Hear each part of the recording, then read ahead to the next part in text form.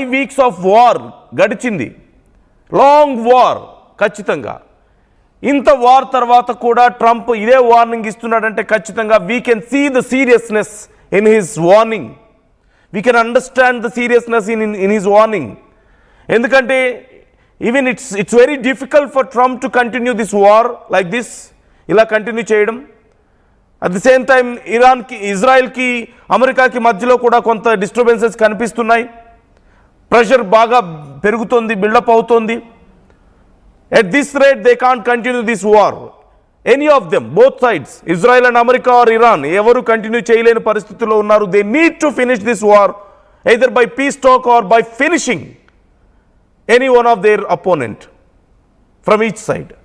So ఇదే options ఉన్నాయి. ఒకటి, శత్రువుని నాశనం చేయాలి, లేదంటే పీస్ టాక్స్ జరగాలి. పీస్ టాక్స్ జరగడానికి అవకాశం కనిపించడం లేదు. ఇరాన్ ఈ రోజు కూడా ఇజ్రాయెల్కి సంబంధించినటువంటి కార్గో షిప్ని ధ్వంసం చేసింది స్ట్రైట్ ఆఫ్ హార్మూజ్ దగ్గర. అండ్ మరోవైపు అమెరికా వార్నింగ్ ఇవ్వడాన్ని మనం చూస్తున్నాం. ఇరాన్ ఎక్కడ వెనక్కి తగ్గడం లేదు. Iran is almost from last 2-3 days they are regularly releasing some threats to US, some threat videos or warnings to US. మనం చూస్తున్నాం వీఆర్ రెడీ అనే ఇరాన్ చెప్తూ వస్తుంది. So Iran is not going to surrender, Iran is not going to back down. So ఇప్పుడు మిగిలి ఉన్నటువంటి option ఏంటి? Iran యుద్ధం చేయడానికి సిద్ధంగా ఉంది. వాళ్ళు పీస్ టాక్స్కి ఇప్పటి వరకు పెద్దగా జరగలేదు, జరిగినట్లు మాకేం ఆధారాలు మాతో ఎవరు చర్చించలేదని చెప్తున్నారు. And it seems they wanted to continue fight.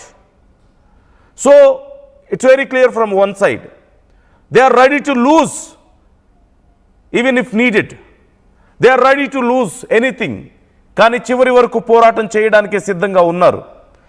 వాళ్ళ సుప్రీం లీడర్ అలీ ఖమేనీ మృతికి పగ తీర్చుకోవడానికి, చివరి రక్తపు బొట్టు వరకు యుద్ధం చేయడానికే వాళ్ళు సిద్ధంగా ఉన్నారు. బట్ అమెరికా, ఇజ్రాయెల్ దానికి సిద్ధంగా ఉన్నాయా? ఇంకా ఇలాంటి సుదీర్ఘమైన యుద్ధాన్ని కొనసాగించగలిగే పరిస్థితిలో ఉన్నాయా? ఖచ్చితంగా లేవు. వరల్డ్ నుంచి ప్రెషర్ పెరుగుతోంది, వరల్డ్ కంట్రీస్ నుంచి. ఇప్పటికే చాలా తీవ్రంగా నష్టపోయింది అమెరికా, ఇజ్రాయెల్ కూడా నష్టపోయింది. ఇజ్రాయెల్లోనూ అమెరికాలోనూ ప్రజలు తిరగబడుతున్నారు ఆ ప్రభుత్వాల మీద, ట్రంప్ మీద తిరగబడుతున్నారు. రేపు మిడ్ టర్మ్ ఎలక్షన్స్ రాబోతున్నాయి యుఎస్లో. మరోవైపు ఒకవేళ మిడ్ టర్మ్ ఎలక్షన్స్లో రిజల్ట్ అనుకూలంగా రాకపోతే పరిస్థితి మరింత టఫ్గా మారే అవకాశం కనిపిస్తుంది ట్రంప్కి. So at this situation Trump ఖచ్చితంగా యుద్ధాన్ని ముగించాలి.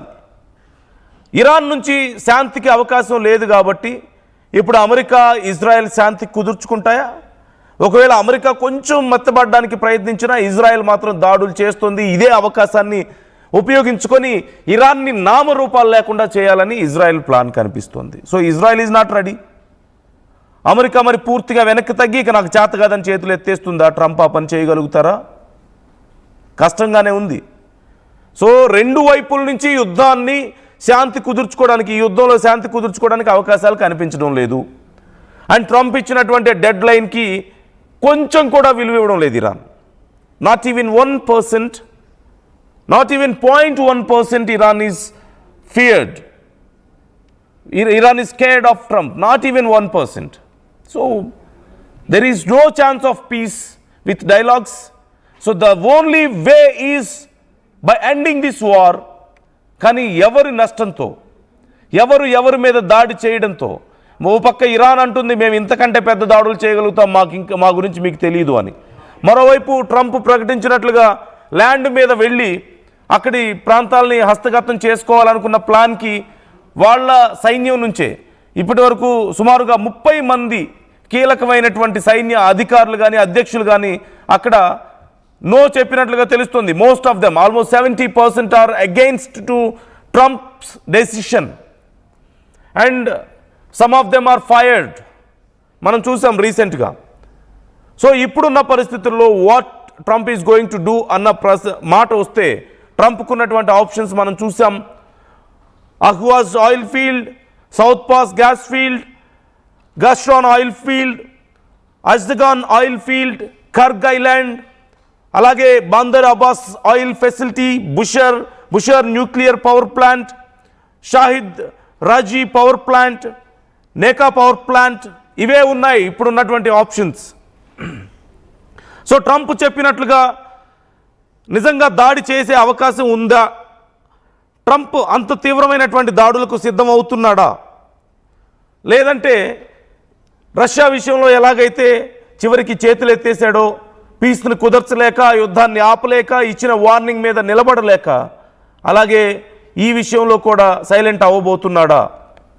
లేదంటే ఏప్రిల్ 6 తర్వాత ఇప్పటి వరకు ఆగినటువంటి గ్రౌండ్ ఆపరేషన్ 67,000 మంది సైన్యాన్ని సిద్ధం చేశాడు ట్రంప్. ఇప్పటికే అరబ్ దేశాల్లో ఉన్నటువంటి 50,000 మంది సైన్యం, మరోవైపు డెప్లాయ్కి రెడీగా ఉన్నటువంటి 7,000 మంది, మొన్న రీసెంట్గా డెప్లాయ్ అయినటువంటి 10,000 మంది. సో ఓవరాల్గా 67,000 మంది సుమారుగా సైన్యాన్ని ఇప్పుడు ఇరాన్లోకి దించబోతున్నాడా? And it is a very big step, very dangerous step of America అని చెప్పాలి. ఎందుకంటే వాళ్ళ ఫైటర్ జెట్స్ కూలిపోతే ఆ సైనికుల్ని క్యాప్చర్ చేయడానికి ఓవైపు ఇరాన్ ట్రై చేస్తుంది.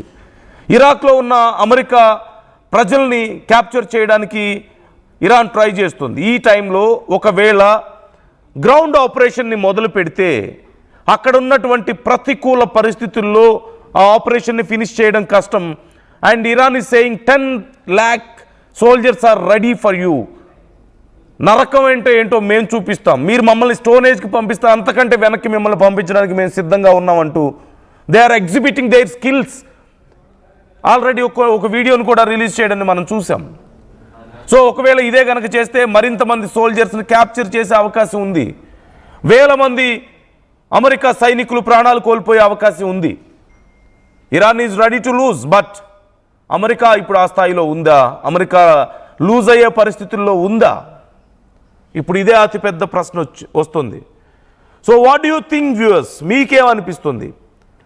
రష్యా విషయంలో ఎలాగైతే వెనక్కి తగ్గాడో, ఏమీ చేయలేక అలా వెనక్కి తగ్గే అవకాశం ఉందా? లేదంటే ఇరాన్ని నామరూపాలు లేకుండా చేయడం కోసం ఇక ట్రంప్ దూకుడుగా, మరింత దూకుడుగా ముందుకు వెళ్ళే అవకాశం ఉందని మీరు అనుకుంటున్నారా? ఖచ్చితంగా ఈ 2 రోజుల్లో ఏదో ఒక పెద్ద నిర్ణయం అయితే ఉండబోతోంది. అతిపెద్ద నిర్ణయం ట్రంప్ నుంచి ఉండబోతోంది.